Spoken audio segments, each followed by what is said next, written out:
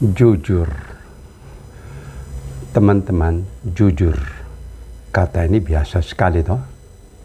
Dan sekarang masalah besar yang menimpa kita di Indonesia itu korupsi, kolusi dan nepotisme KKN ini sudah menjadi pembicaraan harian. Itu akarnya sebenarnya ialah jujur. Jujur dalam hidup ya selesailah. KKN pasti akan teratasi. Dan itu jujur itu akarnya ada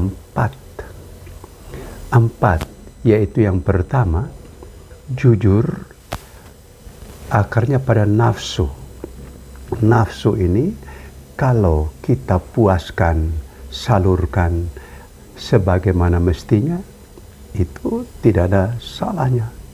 Dan kemudian ada nalar. Nalar di situ kita berpikir, timbang baik-baik, apapun saja sikap kita ditimbang baik-baik, pasti jujur. Dan akar yang ketiga itu naluri. Naluri ini kan ingat diri sendiri bagaimana, ingat orang lain secara seimbang. Selesailah hidup jujur. Lalu kemudian yang keempat itu nurani. Nurani itu kan kita sadar bahwa ada Sang Pencipta. Kita hidup ikut kehendak Sang Pencipta, hidup yang baik, benar, bagus dan berguna. Ini yang ditanamkan sejak awal dalam rumah kepada anak-anak dan apa, jujur. Selesai itu. Apalagi kalau yang mempunyai jabatan, jujurlah. Nafsu itu dikekang, nalar dipakai, naluri itu dipertentangkan, ingat orang lain, ingat orang punya hak, dan nurani, Tuhan itu ada. Hidup ini sementara toh. Jadi hidup jujur. Jujur itu beratnya di apa? Sekarang hanya kita pertimbangkan baik-baik saja. Nafsu teratur, dan kemudian nalar itu dipakai dengan baik, pikir yang jernih, pikir yang baik, dan naluri itu ingat sesama siapapun saja.